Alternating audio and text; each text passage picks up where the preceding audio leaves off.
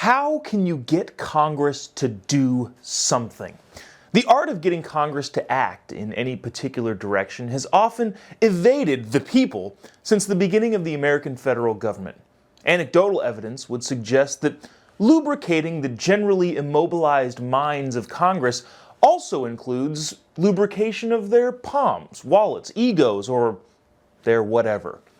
But a new tactic has arisen, and judging by how often it seems to be attempted, many deem it to be promising.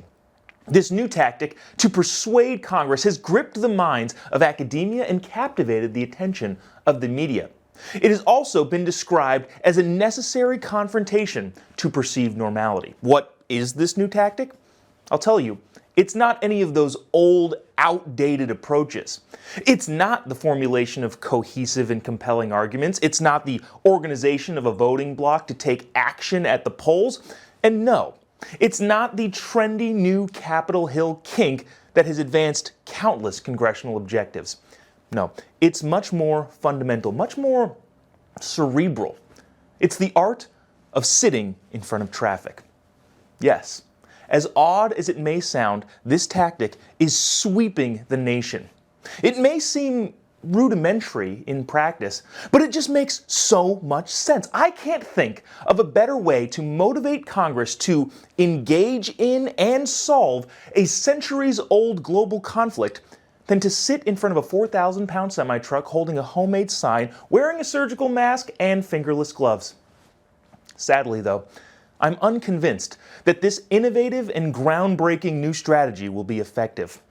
My skepticism, though, is not rooted in the method itself. Why wouldn't angering voters by kidnapping them on the freeway compel them to take up arms in your fight to persuade Congress? Just makes too much sense. No, I'm skeptical for one reason and one reason only: institutional racism. Yes, the only reason that bothering commuters would not induce congressional action is because of the lack of exactly equal demographics across any and all professional disciplines. This, of course, is obvious, as institutional racism is almost always the culprit, but it bears repeating. If it weren't for institutional racism, keeping a mother from getting home to feed her kids by blocking traffic would be a foolproof way of compelling Congress to act in your favor. My hope is that we move past this ugly period in American history and continue to progress and advance the important issues by sitting crisscross applesauce in front of a Hyundai Sonata, waiting for maybe the possibility to use the all-powerful bedazzled megaphone.